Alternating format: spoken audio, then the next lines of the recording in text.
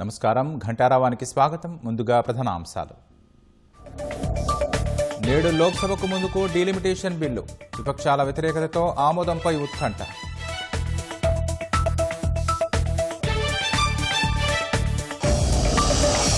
మహిళా రిజర్వేషన్లకు ప్రతిపక్షాల సంపూర్ణ మద్దతు. రాజ్యాంగ సవరణ బిల్లు మెజార్టీపై పీఠముడి.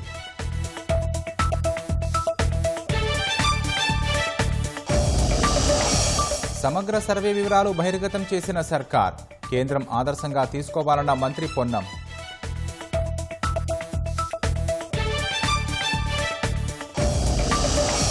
కర్నూలు జిల్లాలో బొలెరోని ఢీకొట్టిన లారీ. 8 మంది మృతి, మరో 13 మందికి గాయాలు.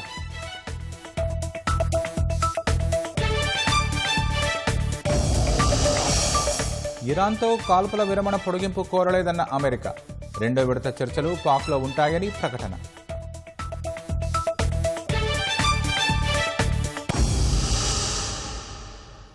దేశంలో రాజకీయ డబుల్ ధమాకాకు రంగం సిద్ధమైంది. దశాబ్దాల కల అయిన చట్టసభల్లో మహిళా రిజర్వేషన్లకు తుదిరూపు ఇచ్చేందుకు, డీలిమిటేషన్ ద్వారా నియోజకవర్గాలను పెంచేందుకు, పునర్విభజించేందుకు కేంద్రం చేపట్టిన కసరత్తు చరిత్రాత్మక ఘట్టానికి చేరుకుంది. 2029 సార్వత్రిక ఎన్నికల నుంచి మహిళా రిజర్వేషన్లను అమల్లోకి తేవడానికి వీలుగా కేంద్రం తీసుకొస్తున్న 3 బిల్లులు ఈ ఉదయం 11 గంటలకు లోక్సభ ప్రవేశం చేయనున్నాయి. నియోజకవర్గాల పునర్విభజన బిల్లు ప్రకారం లోక్సభ సీట్లు గరిష్టంగా 850కి పెరిగే అవకాశం ఉంది.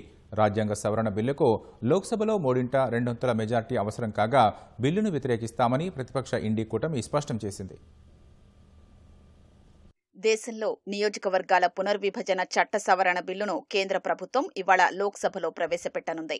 ఇందులో లోక్సభ సీట్లను 550 నుంచి గరిష్టంగా 850కి పెంచడం సహా 2011 జనాభా లెక్కల ప్రకారమే దేశంలో డీలిమిటేషన్ ప్రక్రియ చేపట్టే 131వ రాజ్యాంగ సవరణ బిల్లు ఉన్నాయి.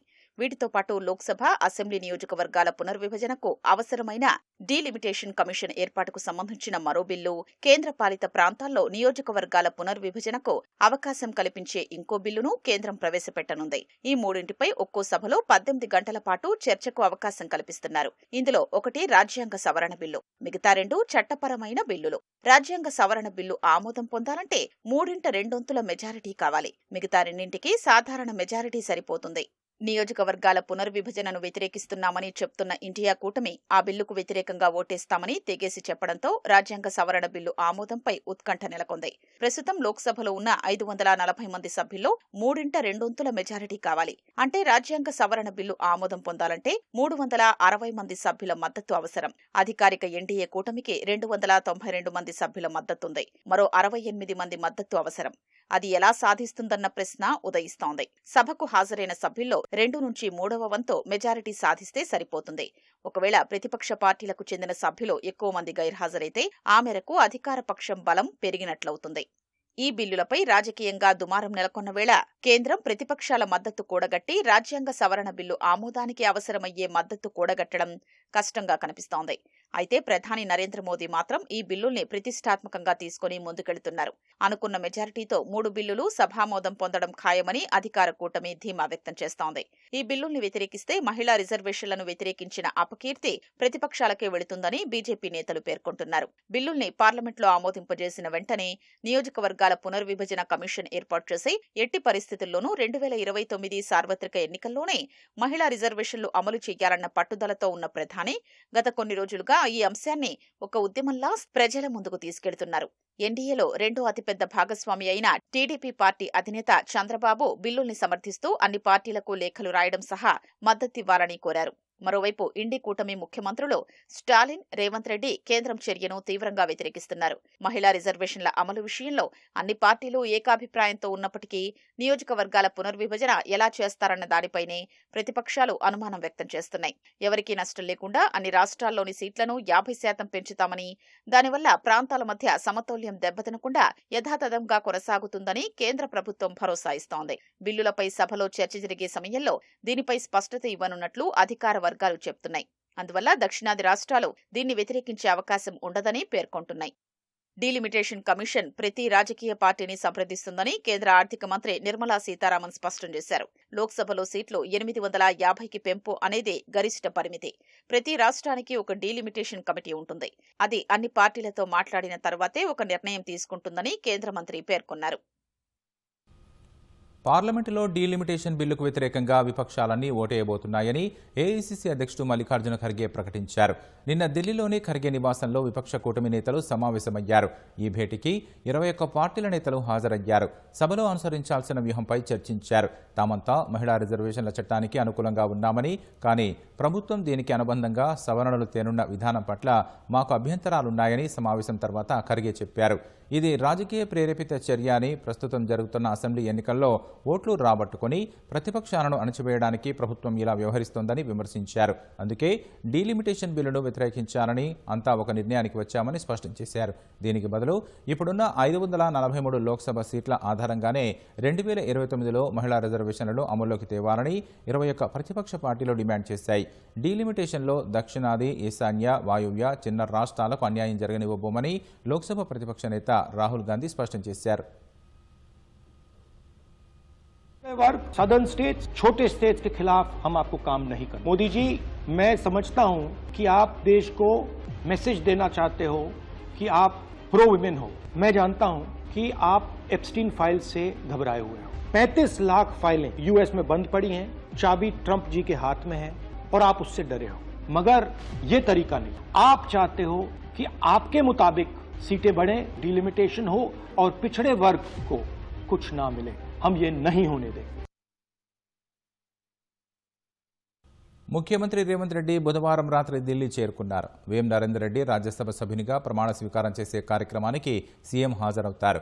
శనివారం వరకు పార్లమెంటు ఉభయ సభల్లో మహిళా రిజర్వేషన్ల అమలు, లోక్సభ, అసెంబ్లీ సీట్ల పెంపునకు వీలు కల్పించే 131వ రాజ్యాంగ సవరణ బిల్లు, డీలిమిటేషన్ బిల్లు 2026, కేంద్రపాలిత ప్రాంతాల చట్ట సవరణ బిల్లులపై చర్చ జరగనున్న నేపథ్యంలో ముఖ్యమంత్రి 3 రోజుల పాటు ఇక్కడే ఉంటారని పార్టీ వర్గాలు తెలిపాయి.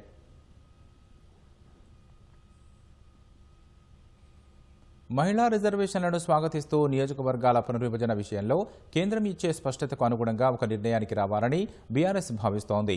తెలంగాణ సహా దక్షిణాది రాష్ట్రాలకు అన్యాయం చేస్తే ఊరుకునే ప్రసక్తే లేదని గులాబీ పార్టీ స్పష్టం చేసింది. కేంద్రం ప్రతిపాదిస్తున్న బిల్లుల్లోని అంశాలపై ఆరా తీస్తున్న బీఆర్ఎస్ అధినేత కేసీఆర్ పరిస్థితుల ఆధారంగా స్పందించాలని నేతలకు సూచించారు.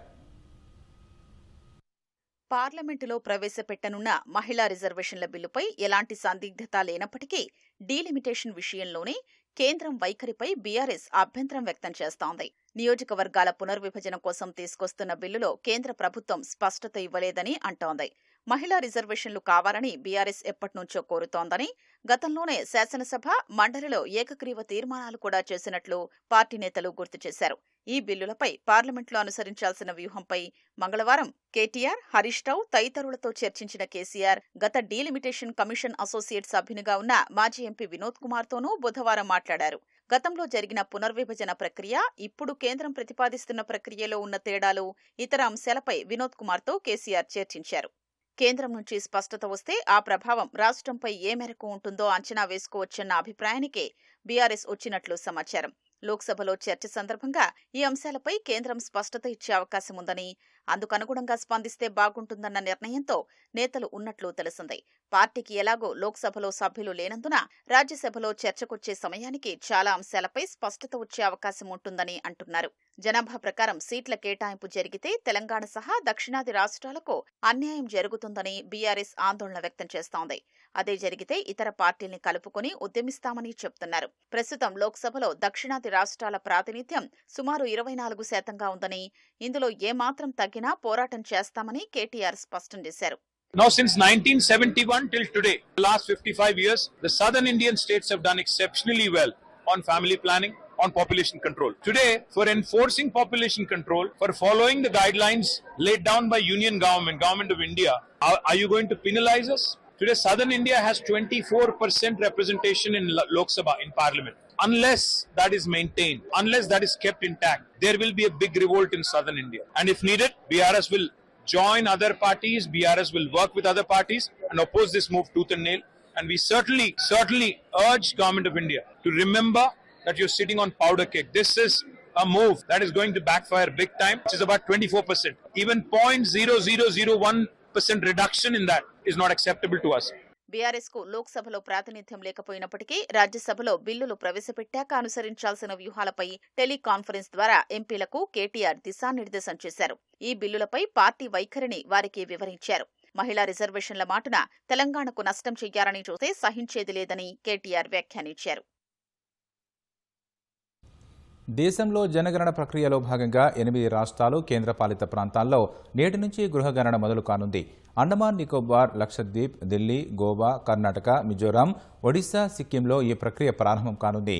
ఎనుమరేటర్లు నేటి నుంచి మే 15 వరకు ప్రతి ఇంటికి వెళ్లి 33 ప్రశ్నలు అడిగి వివరాలు సేకరిస్తారు. తొలిసారి అమలు చేసిన సెల్ఫ్ ఎనుమరేషన్ విధానంలో భాగంగా అధికారిక పోర్టల్ ద్వారా సుమారు 12 లక్షల గృహాలు నమోదు చేసుకున్నట్లు కేంద్రం తెలిపింది. మరోవైపు నేటి నుంచి ఆంధ్రప్రదేశ్, అరుణాచల్ ప్రదేశ్, హర్యానా, చండీగఢ్, మధ్యప్రదేశ్, ఛత్తీస్గఢ్లో సెల్ఫ్ ఎనుమరేషన్ ప్రక్రియ ప్రారంభమవుతుంది. ఈ నెల 30 వరకు సెల్ఫ్ ఎనుమరేషన్ పోర్టల్ 6 రాష్ట్రాల్లో అందుబాటులో ఉంటుంది. అనంతరం మే 1 నుంచి మే 30 హౌస్ లిస్టింగ్ ఆపరేషన్లు నిర్వహించనున్నట్లు కేంద్రం వెల్లడించింది. సమగ్ర సర్వే పూర్తి వివరాలను రాష్ట్ర ప్రభుత్వం వెల్లడించింది. సిపెక్ నివేదికలను వెబ్సైట్లో అప్లోడ్ చేసింది. స్వతంత్ర నిపుణుల కమిటీ విశ్లేషణలు, సిఫార్సులను కూడా బహిరంగపరిచింది. రాష్ట్రంలో 242 కులాలు ఉన్నట్లు పేర్కొంది. తెలంగాణ కులగణనను దేశవ్యాప్తంగా ఆదర్శంగా తీసుకోవాలని మంత్రి పొన్నం ప్రభాకర్ కోరారు. సామాజిక, ఆర్థిక, విద్య, ఉపాధి, రాజకీయ, కుల సర్వే పూర్తి వివరాల్ని రాష్ట్ర ప్రభుత్వం ప్రకటించింది. సర్వేపై జస్టిస్ సుదర్శన్ రెడ్డి నేతృత్వంలో ఏర్పాటైన స్వతంత్ర నిపుణుల కమిటీ నివేదికల్ని కూడా des.telangana.gov.in వెబ్సైట్ ద్వారా బహిరంగపరిచింది. సిపెక్ నిపుణుల కమిటీ నివేదికల్ని అసెంబ్లీలో చర్చించి భవిష్యత్ ప్రణాళికలు రూపొందించనున్నట్లు రాష్ట్ర బీసీ సంక్షేమ శాఖ మంత్రి పొన్నం ప్రభాకర్ తెలిపారు. సిపెక్ సర్వేను దేశవ్యాప్తంగా ఆదర్శంగా తీసుకోవాలని మంత్రి ఆకాంక్షించారు. ప్రజలందరూ డేటాను అధ్యయనం చేయాలని కోరారు. ఈరోజు దేశవ్యాప్తంగా జరుగుతున్నటువంటి పరిణామాలు, డిలిమిటేషన్, రిజర్వేషన్లకు సంబంధించి, బీసీలకు సంబంధించిన అంశం చర్చకు వస్తున్నప్పుడు దేశంలో మార్గదర్శకత్వంగా భారత ప్రభుత్వానికి ఉండాలి. కులగణనకు సంబంధించి ఒక రోల్ మోడల్ గా తెలంగాణ విధానాన్ని ఈరోజు కాంగ్రెస్ పార్టీ దేశవ్యాప్తంగా ప్రొజెక్ట్ చేసే సందర్భంలో భారత ప్రభుత్వం కులగణన చేయడానికి ఒప్పుకుంది. ఇంత శ్రమపడి చేసిన సమాచారాన్ని ఇవాళ నుంచి పబ్లిక్ డొమైన్ లో ఉంచుతా ఉన్నాం. అది బుక్ నెంబర్ 1, 2, 3, 4 ఏదైతే సర్వే జరిగిందో దాంతో పాటుగా ఎక్స్పర్ట్ కమిటీ ఇచ్చినటువంటి బుక్ నెంబర్ 1, 2 ద్వారా తెలంగాణ సామాజిక సర్వే ముఖ చిత్రం ఈ రోజు నుంచి తెలంగాణ ప్రజలకే గాక దేశ ప్రజలందరికీ అందుబాటులో ఉంటుంది. రాష్ట్ర వ్యాప్తంగా ఇంటింటి సర్వే చేయాలని రాష్ట్ర మంత్రివర్గం 2024 ఫిబ్రవరి 4న నిర్ణయం తీసుకుంది. ఇంటింటి సామాజిక, ఆర్థిక, రాజకీయ, విద్య, ఉపాధి, కుల అధ్యయనం చేయాలని ఫిబ్రవరి 16న అసెంబ్లీ తీర్మానం చేసింది. సమగ్ర కుటుంబ సర్వేకు అవసరమైన విధి విధానాలు ఖరారు చేసేందుకు ఉత్తమ్ కుమార్ రెడ్డి చైర్మన్ గా 6 మంత్రులతో సెప్టెంబర్ 12న కేబినెట్ సబ్ కమిటీ ఏర్పాటైంది. మంత్రివర్గ ఉపసంఘం సిఫార్సుల మేరకు సర్వే నిర్వహణ బాధ్యతను అప్పగిస్తూ అక్టోబర్ 9న ప్రభుత్వం నిర్ణయం తీసుకుంది. సర్వే విధి విధానాలతో అక్టోబర్ 10న ప్రభుత్వం ఉత్తర్వులు జారీ చేసింది. 2024 నవంబర్ 6 నుంచి సుమారు 87,000 మంది 76 ప్రశ్నలతో ఇంటింటి సామాజిక, ఆర్థిక, రాజకీయ, విద్య, ఉపాధి, కుల అధ్యయనం చేశారు. 1,12,36,849 కుటుంబాల్లో 3,55,50,759 మందిని సర్వే చేశారు. 3,34,608 కుటుంబాలు సర్వేలో పాల్గొనలేదు. ఎస్సీలు 61,91,294 మందితో 17.42%, ఎస్టీలు 37,08,408 మందితో 10.43%, బీసీలు 2,37,668 మందితో 56.36%, ఓసీలు 56,13,389 మందితో 15.79% ఉన్నట్లు సర్వేలో తేలినట్లు ప్రభుత్వం వెల్లడించింది.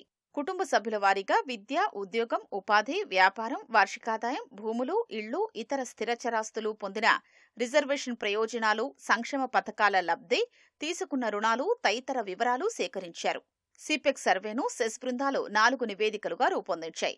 రాష్ట్ర స్థాయి, గ్రామీణ, పట్టణ, కులాల వారీ డేటాతో నివేదికలు తయారు చేశాయి. సిపెక్ సర్వేల్ని కేబినెట్ సబ్ కమిటీ గతేడాది ఫిబ్రవరి 2న మంత్రిమండలికి సిఫార్సు చేసింది.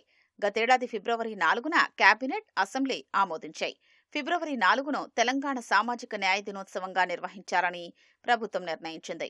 సిపెక్ సర్వే ఆధారంగా బీసీలకు విద్య, ఉద్యోగాలు, స్థానిక సంస్థల్లో 42% రిజర్వేషన్లు కల్పిస్తూ 2 కీలక బిల్లుల్ని అసెంబ్లీ ఆమోదించింది. రాష్ట్రంలో ఎండల తీవ్రత పెరుగుతున్నందున అప్రమత్తంగా ఉండాలని ఆరోగ్య శాఖ ఉన్నతాధికారులకు మంత్రి దామోదర్ రాజ నరసింహ సూచించారు. ప్రభుత్వ దవాఖానాల్లో తాగునీటి సౌకర్యం, అవసరమైన చోట ఫ్యాన్లు, కూలర్ల ఏర్పాటు చేయాలన్నారు. వడదెబ్బ బాధితులకు చికిత్స అందించేందుకు హాస్పిటళ్లలో ప్రత్యేక ఏర్పాట్లు చేయాలన్నారు. జూబ్లీహిల్స్లోని రాజీవ్ ఆరోగ్యశ్రీ ట్రస్ట్ కార్యాలయంలో మంత్రి వైద్య ఆరోగ్య శాఖ ఉన్నతాధికారులతో సమీక్ష నిర్వహించారు. ఈ సందర్భంగా వేసవి దృష్ట్యా తీసుకుంటున్న చర్యలను అధికారులు మంత్రికి వివరించారు. ఆసుపత్రుల్లో అగ్ని ప్రమాదాల నివారణకు ముందస్తు చర్యలు తీసుకోవాలని మంత్రి అధికారులకు తెలిపారు. 2027 గోదావరి పుష్కరాల నాటికి భద్రాద్రి ఆలయ పునర్నిర్మాణ పనులు పూర్తి చేస్తామని మంత్రి పొంగులేటి శ్రీనివాసరెడ్డి స్పష్టం చేశారు. భద్రాచలంలో సీతారామచంద్రస్వామి ఆలయంలో జరుగుతున్న పునర్నిర్మాణ పనులను మంత్రి పరిశీలించారు. సీఎం రేవంత్ రెడ్డి నేతృత్వంలో ప్రజాప్రభుత్వం ఏర్పడిన తర్వాత ఆలయాల అభివృద్ధికి పెద్దపీట వేసినట్లు తెలిపారు. భద్రాద్రి రామయ్య ఆలయ అభివృద్ధికి తొలి విడతలో ప్రభుత్వం 351 కోట్లు నిధులు కేటాయించినట్లు తెలిపారు. రామయ్య భక్తులు మెచ్చేలా ప్రధాన ఆలయాన్ని ముట్టుకోకుండా సుందరంగా తీర్చిదిద్దుతున్నామని మంత్రి పేర్కొన్నారు. దేశంలోనే కాదు, ప్రపంచంలో ఈ దేవాలయానికి ఒక ప్రత్యేకత ఉంది. ఈ దేవాలయాన్ని మరింత అభివృద్ధి చేయాలనే సంకల్పంతో 351 కోట్ల రూపాయలు రాష్ట్ర ప్రభుత్వం శాంక్షన్ చేసి శ్రీకారం చుట్టే కార్యక్రమానికి శంకుస్థాపన కూడా చేసుకోవటం జరిగింది. ప్రధాన ఆలయాన్ని డిస్టర్బ్ చేయకుండా విశాలంగా ఉండే విధంగా 6 నెలల క్రితం సుమారు 1 ఎకరా 28 కుంటలు, సుమారు ఒక 88-89 స్ట్రక్చర్స్ ని అక్విజిషన్ చేసి ఆ ఏరియానంతా కూడా ఎక్వైర్ చేయటం జరిగింది. రాబోయే గోదావరి పుష్కరాల నాటికి ఈ దేవాలయాన్ని మోడరైజేషన్, రీమోడల్ చేసే కార్యక్రమాన్ని పూర్తి చేయాలనే దృఢ సంకల్పంతో యుద్ధ ప్రాతిపదిక మీద దీన్ని నిర్మించగలుగుతామని ఈ సన్నద్ధి నుంచి తెలియజేస్తున్నాం. మిల్లింగ్ కోసం సరఫరా చేసిన వడ్లను దారి మళ్లించారని, ప్రభుత్వానికి వరి నిల్వలకు సమానమైన 3,960 కోట్ల రూపాయల బకాయిలు చెల్లింపులు విఫలమయ్యారంటూ రైస్ మిల్లర్లపై నమోదైన కేసులపై విచారణ కొనసాగించాల్సిందేనంటూ పబ్లిక్ ప్రాసిక్యూటర్ హైకోర్టుకు నివేదించారు. ప్రభుత్వం నమోదు చేసిన క్రిమినల్ కేసులను కొట్టివేయాలని కోరుతూ దాదాపు 360 మంది రైస్ మిల్లుల యజమానులు హైకోర్టును ఆశ్రయించారు. పబ్లిక్ ప్రాసిక్యూటర్ పల్లె నాగేశ్వరరావు వాదనలు వినిపిస్తూ ప్రభుత్వానికి చెల్లించాల్సిన సొమ్మును మిల్లు యజమానులు ఉద్దేశపూర్వకంగా చెల్లించలేదన్నారు. దారి మళ్లించి వాటి ద్వారా వచ్చిన ఆదాయంతో సినిమాల నిర్మాణాలు, రియల్ ఎస్టేట్ వ్యాపారాల్లో పెట్టుబడులు పెట్టడంతో పాటు స్థిర చరాస్తులను కొనుగోలు చేశారన్నారు. బీహార్ మిల్లు యజమానులకు సంబంధించి ఇలాంటి కేసులో సుప్రీంకోర్టు జారీ చేసిన మార్గదర్శకాలను పరిగణలోకి తీసుకోవాలన్నారు. వీటిని మిల్లు యజమానులు అమలు చేయకపోవడంతో ఖజానాపై భారం పడుతోందన్నారు. వాదనలను విన్న న్యాయమూర్తి పిటిషనర్ల తరపు వివరణ కోసం విచారణను నేటికి వాయిదా వేశారు. కాళేశ్వరంలో భాగమైన మల్లన్న సాగర్ నిర్మాణంలో నిర్వాసితులైన ఒంటరి మహిళలు, పురుషులకు 7 ఏళ్ల న్యాయ పోరాటం తర్వాత పునరావాసం కింద ప్రభుత్వం సొమ్ము అందజేసింది. కోర్టు ధిక్కరణ పిటిషన్పై విచారణకు ఒక్కరోజు ముందు ఈ నెల 14న సాయంత్రం అధికారులు సొమ్ము అందజేశారు. పునరావాసం సొమ్ము కోసం దాదాపు 79 మంది పిటిషన్లు దాఖలు చేస్తే 55 మందికి మాత్రమే పరిహారం అందింది. మిగిలిన 24 మంది పరిహారం అందుకోకుండానే మరణించారు. ఒంటరిగా ఉన్న పురుషులు, మహిళలను కుటుంబంతో కలిపి చూడకుండా వారికి ప్రత్యేకంగా పరిగణించి 12.51 లక్షల పరిహారం, 250 గజాల ఇంటి స్థలం కేటాయించాలని కోరుతూ వేముల ఘాట్కు చెందిన 52 మంది, ఏటిగడ్డ కిష్టాపూర్కు చెందిన 27 మంది 2019లో హైకోర్టును ఆశ్రయించారు. దీనిపై విచారించిన హైకోర్టు వీరిని ప్రత్యేకంగా గుర్తించి పునరావాస పునర్నిర్మాణ పథకం కింద సొమ్ము అందజేయాలని 2023 నవంబర్లో హైకోర్టు తీర్పు వెలువరించింది. అయితే సొమ్ము చెల్లించకపోవడంతో బాధితులు కోర్టు ధిక్కరణ పిటిషన్లు దాఖలు చేశారు. ఈ నేపథ్యంలో 14న అధికారులు పునరావాస సొమ్మును పిటిషనర్లకు అందజేశారు. కోర్టు ధిక్కరణ పిటిషన్లపై విచారణను మూసివేయడానికి నిరాకరించిన న్యాయమూర్తి వడ్డీ, ఇంటి స్థలం కేటాయింపుపై వివరణ ఇవ్వాలని విచారణ వాయిదా వేశారు. కర్నూలు జిల్లాలో జరిగిన రోడ్డు ప్రమాదంలో 8 మంది మృతి చెందారు. మంత్రాలయం మండలం చిలకలడోనా వద్ద బొలెరో లారీ ఢీకొన్నాయి. ప్రమాదంలో 5గురు అక్కడికక్కడే చనిపోయారు. 3 చికిత్స పొందుతూ మరణించారు. పలువురికి గాయాలయ్యాయి. మృతులు కర్ణాటకలోని చిక్మంగళూరుకు చెందిన వారిగా గుర్తించారు. మృతుల్లో 5గురు మహిళలు, 2 పురుషులు, ఓ బాలిక ఉన్నట్లు తెలుస్తోంది. కర్ణాటక నుంచి మంత్రాలయం దర్శనానికి వెళుతుండగా ప్రమాదం జరిగింది. క్షతగాత్రులకు ఎమ్మిగనూరు ప్రభుత్వ ఆసుపత్రిలో చికిత్స అందిస్తున్నారు. చిలకలడోనా గ్రామం దగ్గర NH 167 పైన ఒక ఫ్యాటల్ రోడ్ యాక్సిడెంట్ జరిగింది. బీదర్ నుంచి తుమ్కూరు వెళ్తున్న ఒక అశోక్ వెహికల్ ని ఆపోజిట్ డైరెక్షన్ లో టువర్డ్స్ మంత్రాలయం వెళ్తున్న ఒక అశోక్ లేలాండ్ దోస్త్ వెహికల్ లో వచ్చి హిట్ ఇవ్వడం జరిగింది. దాంట్లో 8 మంది చనిపోయారు. చనిపోయిన వారిలో 5గురు మహిళలు, ఒక 3 సంవత్సరాల పాప, 2 మెయిల్ పర్సన్స్ ఉన్నారు. ఇంకొక 7గురిని కర్నూలు రిఫర్ చేయడం జరిగింది. 4 వ్యక్తులు ఎమ్మిగనూరు హాస్పిటల్లో ట్రీట్మెంట్ లో ఉన్నారు. ఒక వ్యక్తి బాగానే ఉన్నారు. దీనికి సంబంధించి ఫర్దర్ డీటెయిల్స్ అన్నవి తర్వాత ఇన్వెస్టిగేషన్ లో తెలుస్తుంది.